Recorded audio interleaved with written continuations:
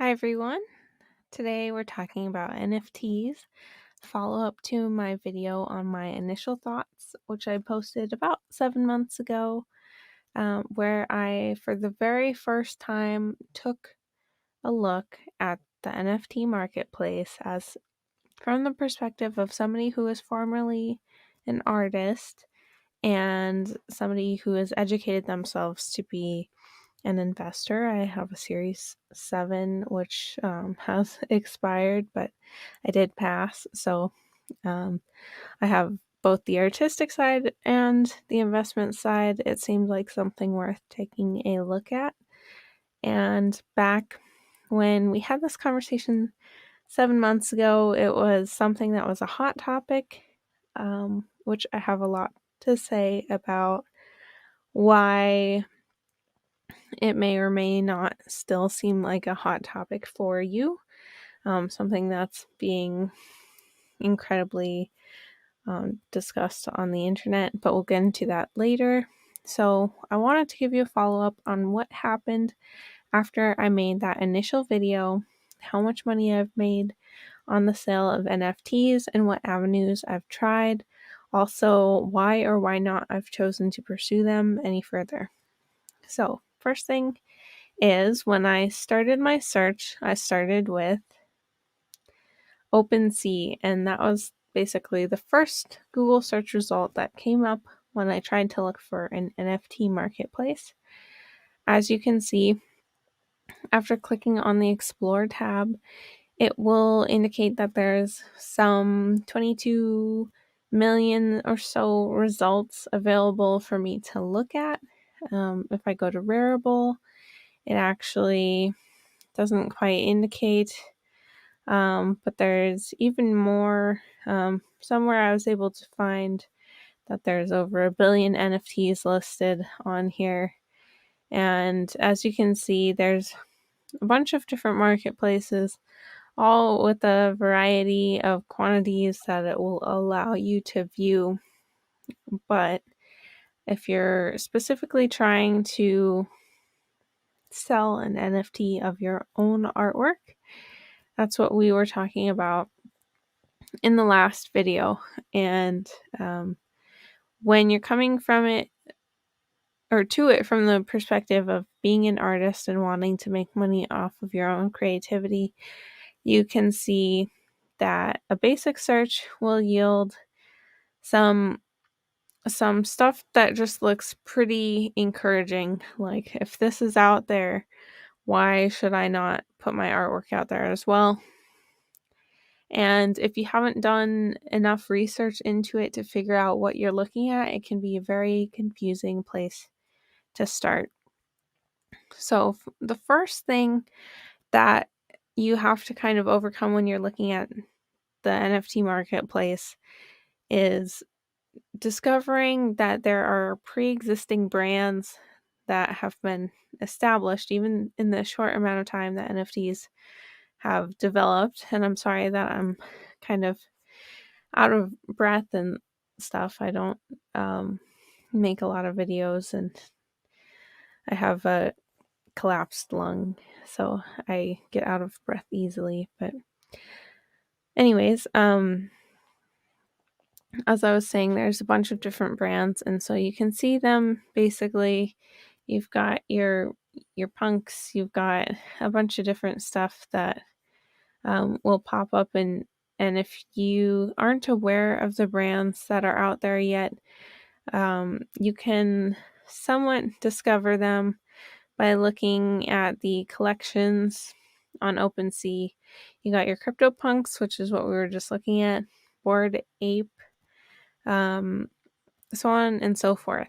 And so what I was trying to figure out was to discern some type of rhyme or reason or sense a pattern to the way that these things were selling in the marketplace, or to see if it was just a complete free-for-all where anybody had a chance, but the chance was not more or less probable based on a variety of factors. So using the filters on OpenSea, which I did in my last video, I looked at a variety of different factors which drew me to look at one specific marketplace, the Sandbox. So what I did see on OpenSea was in the activity, I was seeing a lot of land, of course, being bought and sold, which makes sense because they had just done a release of land and they did it basically all at once. Another thing that I found was actually an asset being sold on the Sandbox, which I'm sure is somewhere within the market. But as you can see, something like the standard arrow created and being sold for an equivalent of $8.85 US dollars. As somebody who used to spend hours and hours creating animations, you can see how this would be a very appealing thing to hone in on, because from a standpoint of time, of course, there's creativity involved in everything you do. Like, look at the fireball, right? Somebody had a vision to make it look that way. And what you can't see from the outside of looking at these assets here is sort of their actual use. You can see it basically within the gameplay. Here's the asset in 3D. My partner and I actually got to the point of creating assets and then implementing them into game environments.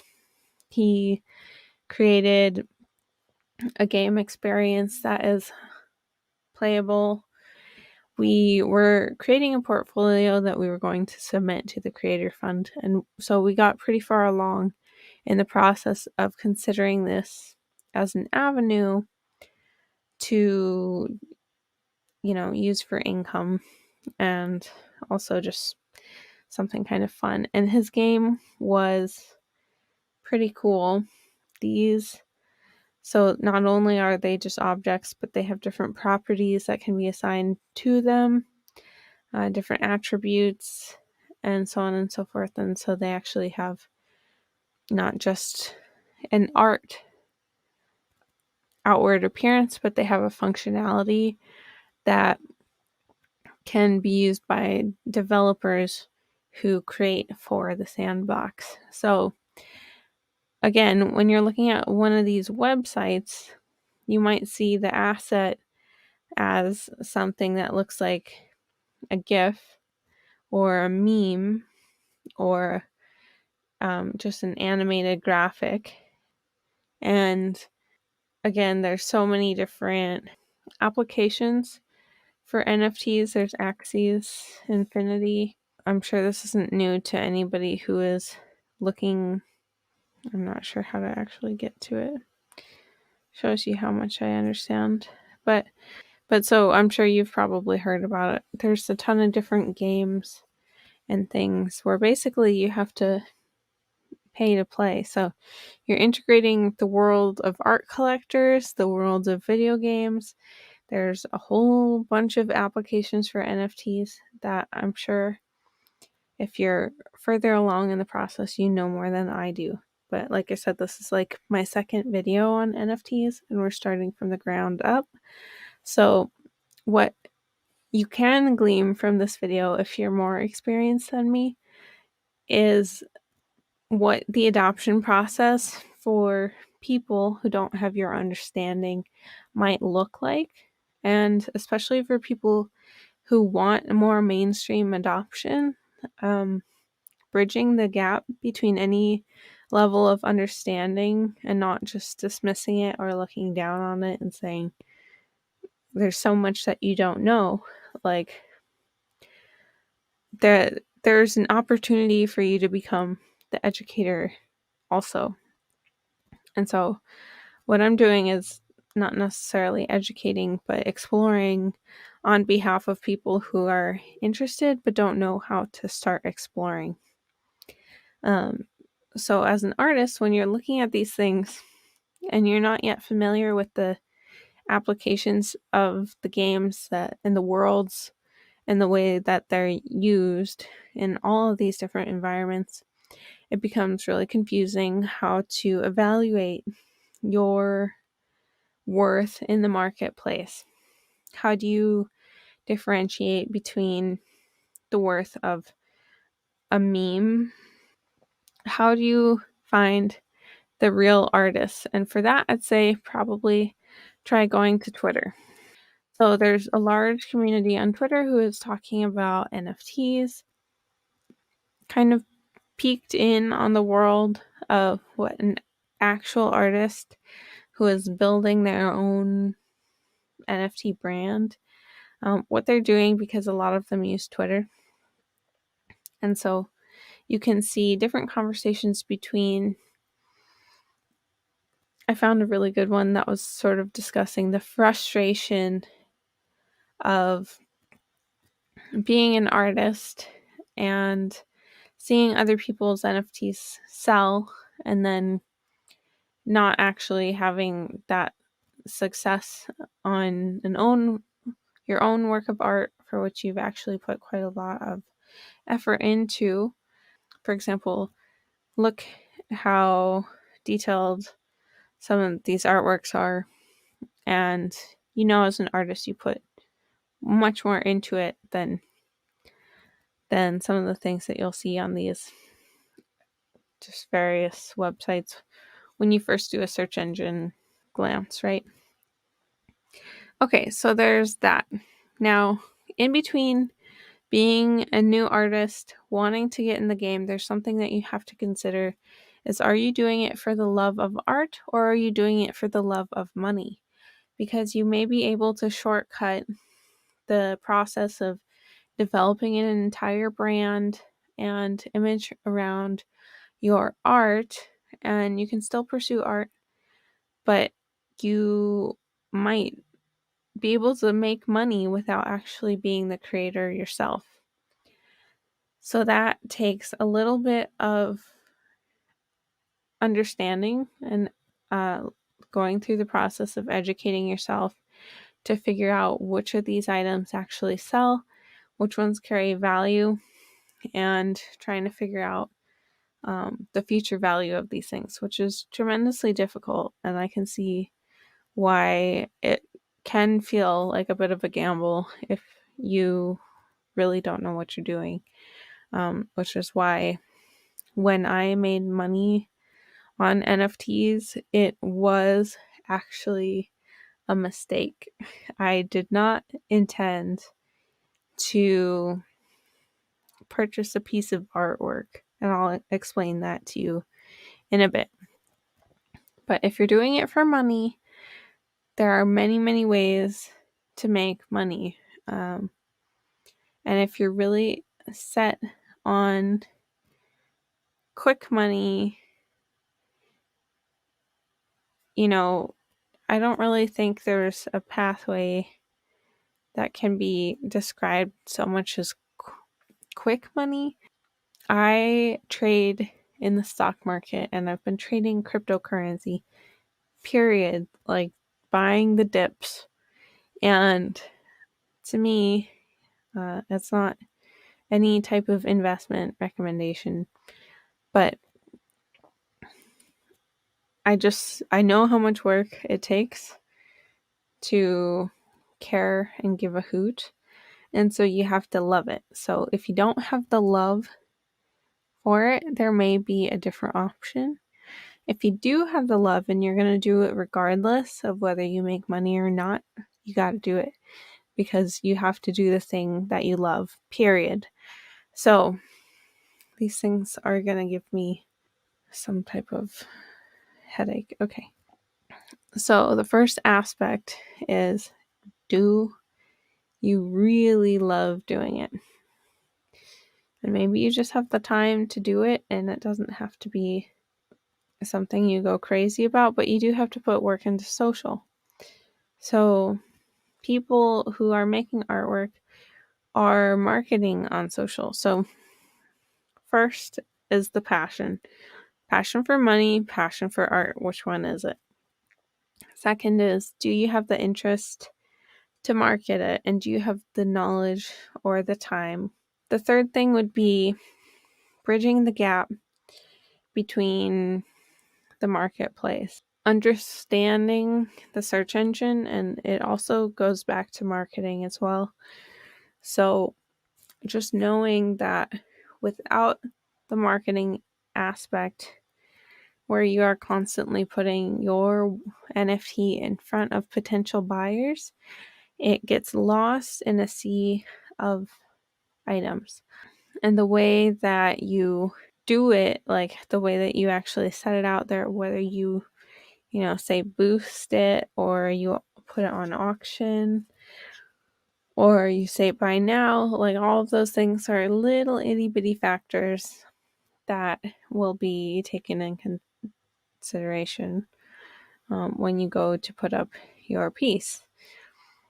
The other thing that we're talking about here is investment. So as an artist, you usually have cost of goods for the most part if you're traditional, familiar with investing a lot into the creation of your artwork. So when we're talking about gas fees, it's not quite the same, but you're not super foreign to the upfront investment.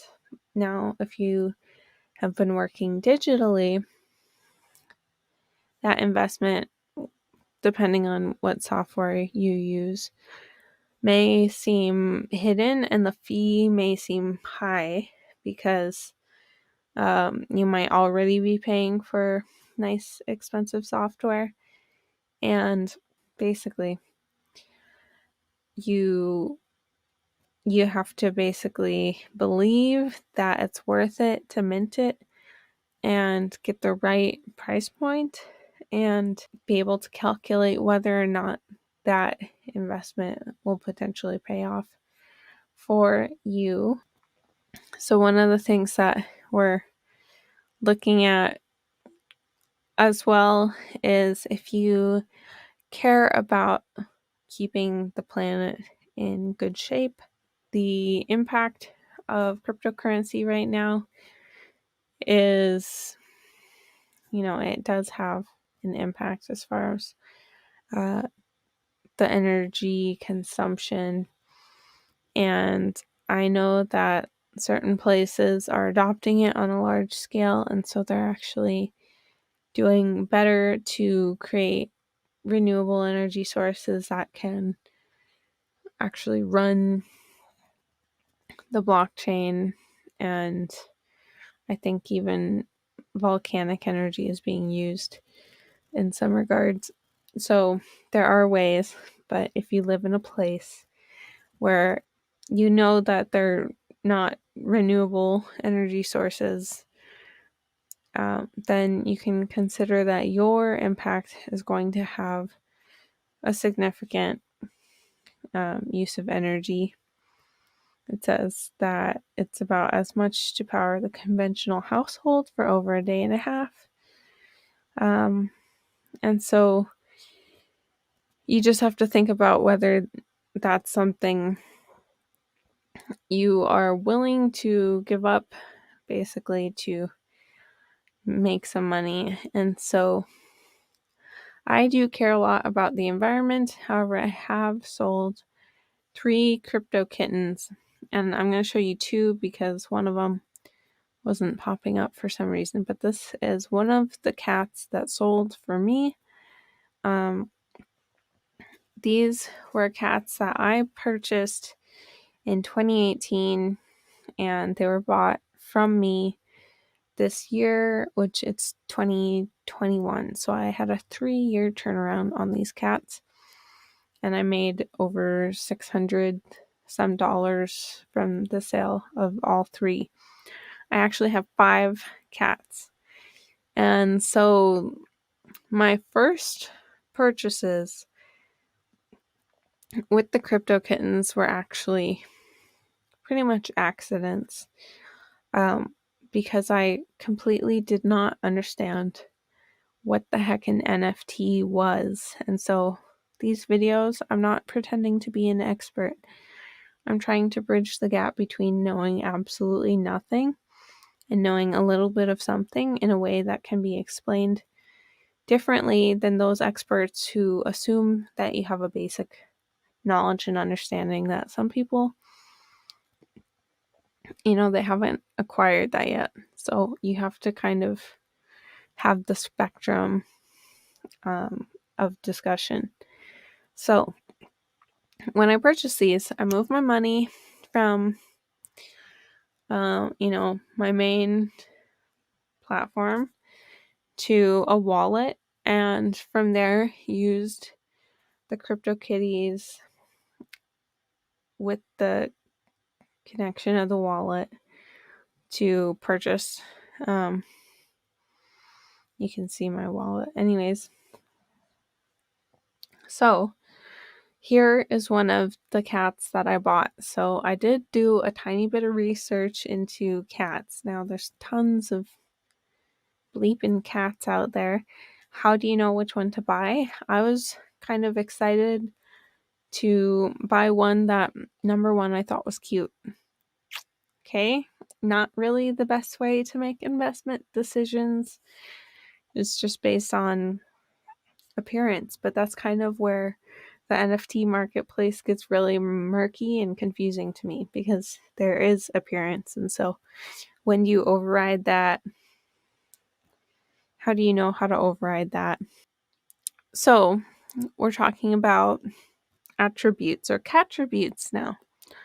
So in addition to what I thought was a cute looking cat that I wanted in my portfolio, essentially, is a generation 2, which is a lower generation with a snappy cooldown, meaning that I could breed it quickly or basically sire it and have grand kitties.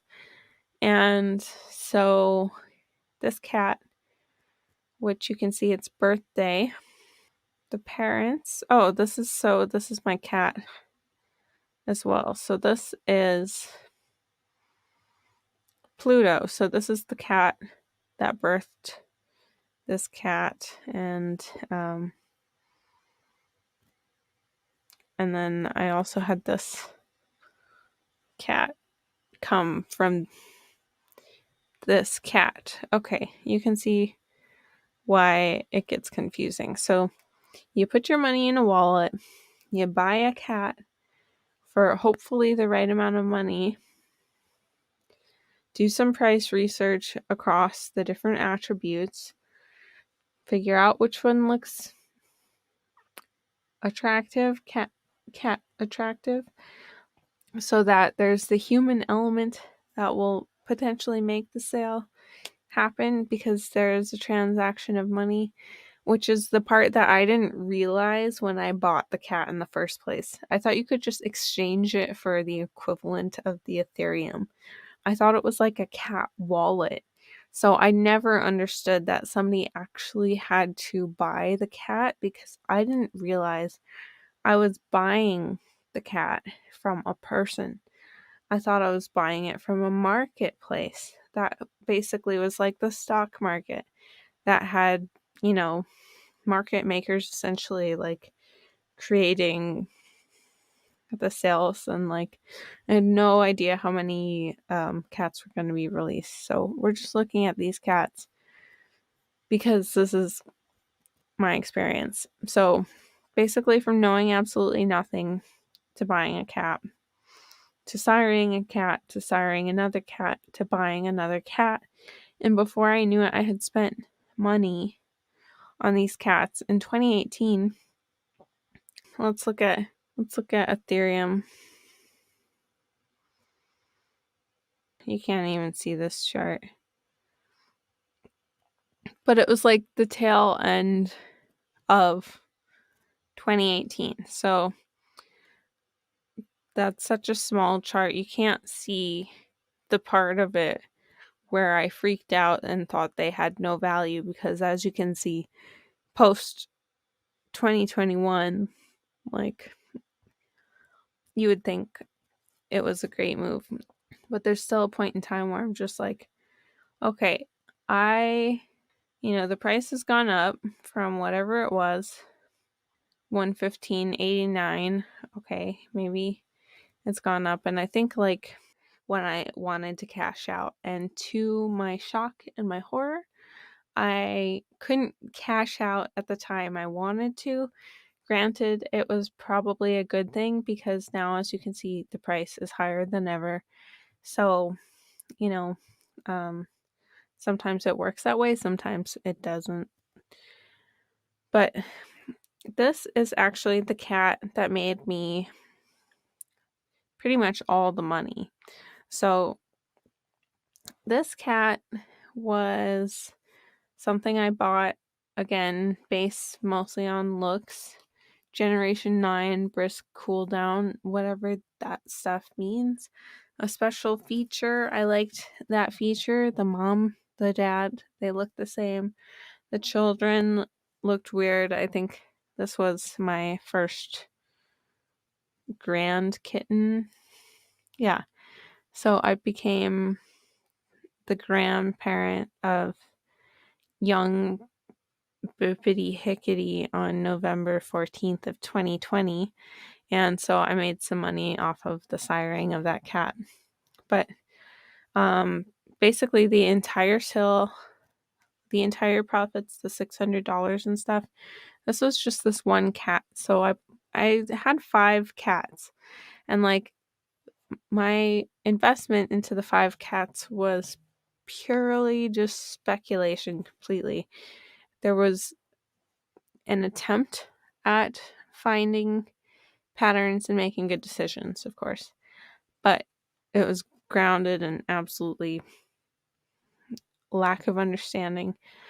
When I did buy this cat, I did understand that I couldn't cash out like immediately.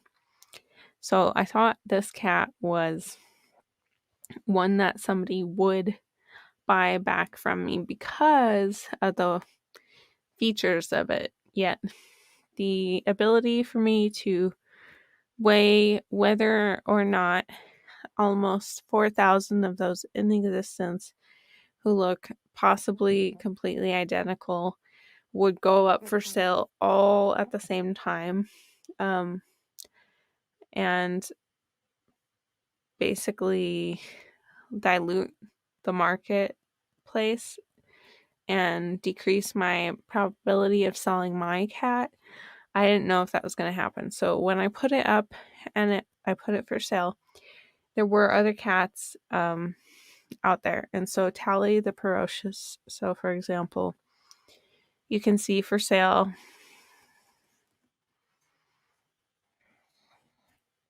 Tally the Ferocious. These are cats for sale right now. Wow. Okay. So it's going for a lot less than what I sold mine for. Because look how many cats are for sale right now. 0.0315. So I don't want to show you my email, but I sold that cat for 0.15 Ethereum, which now I wouldn't even be able to do. So again, timing is really important, and I think I just got lucky. So cool. I got lucky on a cat, and again, the timing of cashing out and everything like that was based on basically what the gas fee was at the time, which I paid like $60 just to cash out of this cat. Not to mention the transaction recorded on the blockchain used a tremendous amount of energy. So at the same time, since I give a hoot, I was trying to figure out how I can reduce my own energy consumption personally in my own life. And so I've done that in a variety of different ways to optimize my own household energy consumption.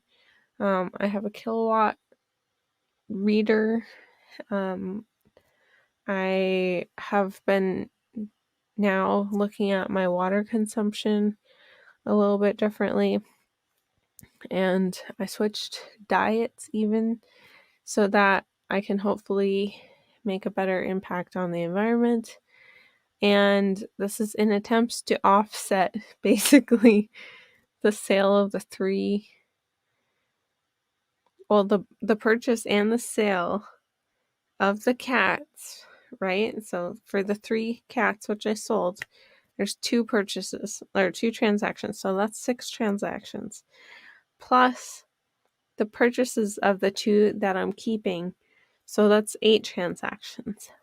Plus, I bred twice. So am I at 8 and now at 10? And then one that had a grandkid, so I'm at 11. So that's like well over 2 weeks worth of energy consumption, basically, that I have done. And I think about that every time I trade cryptocurrency as well, because I have a tendency to overtrade, which is never a good thing. But especially when you got the environment to think about as well, it's more of an incentive to really get your timing right and then to do what you can so that you're not blindly impacting the environment. And that's really hard to figure out. But in my next video, I'm going to be talking to you about somebody who's really inspired me to care about the environment and the way that you can make money by giving a hoot and building your business to fit what you believe about and care about. I think that there are people who, just like drop shipping, are attracted to it for reasons that have to do with the concept that it might be easy. And honestly, making money on this cat was easy. It was also completely stupid because it was not my doing that cat sold for that much. I could have lost the entire initial investment, which, by the way, at the time, it was nothing compared to what it is right now. So if you're putting a significant amount of money into anything at all, as far as NFTs go, you should really be considering, not only can people find this today, but can people find and care about the thing that you're purchasing 3 years down the road? And 3 years down the road, will everybody be trying to liquidate their assets, or are people trying to liquidate them right away for more than what they're worth? And in that case, will you have something that still carries value? And if you can't sell it in that amount of time, will you regret not having those funds available to invest in a different opportunity that comes along, or invest in maybe starting your own business where you can pursue the beliefs that you do care about, like the environment, or, whatever causes that you're passionate about? There's a ton of opportunity in the NFT space. I'm not anti-crypto and I'm not anti-NFT. I really like that the potential for building video games can be expanded to include anybody that has an interest. And I've seen that in different games and things already, but the ability to have them get compensated, what really needs to be improved upon for me to be more on team NFT is the whole energy consumption. And YouTube had a whole series about impact on the earth. You can see a lot in the advertising space right now that brands are trying to relate to people by showing that they care about the impact that they're creating. And so if you can see that type of care now, if you think about the Gen Z future investors, let's see, how old is Gen Z? I don't even know. Born between, who's that? Who's after Gen Z? Generation Alpha? I'm just learning of this. Okay, so we have a few years left before we have to move to a new generation. So this generation, let's see, born since the year 2010. So they're like 11 years old right now. And some of those people, holy cow. Have you watched the GameStop documentary on Netflix? Like, there are young investors now, and there's things like Robinhood, and there's different.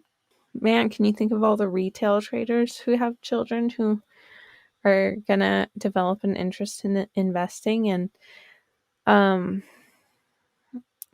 to invest in things like Roblox, and so what you're buying right now, and when you're thinking about who is going to be buying it back from you, you may be thinking about the wealthy people who have money now, but think about who is going to be the wealthy consumer of the future. And this generation alpha is only potentially several years away from being in the game with us, and how that can impact the whole picture. It could be something very different by the time that you're looking to sell. And also, what the heck is your time frame on selling your NFT? Because I would love to know, like, when do you expect to sell your NFT for money? And if you're an artist, you're probably looking to sell it right away. So that's a little bit different than if you're the collector. But if you're the artist, you have to think about the interest of the collector, because they're the ones who are investing in helping you get the sale today. So, okay, if you have any information about NFTs that I seem to not be aware of, or just something you want to contribute to the conversation, please let me know in the comments, because I do read my comments, and I definitely feel like there's a lot that I can learn. Of course, it's not my main interest. Basically, since deciding that it wasn't a passion of mine to pursue art and to follow through with the creation of NFTs, I decided not to invest in them either. So I'm neither the creator nor the investor right now, but I see the potential for them.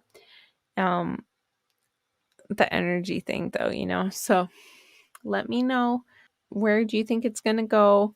What has paid off for you? And do you see any patterns that are, working out? Of course, you don't want to give away your secret sauce type of thing. Show me what you've created. If you've made an NFT, share your links. And I wish you all the best of luck with your investments and your art.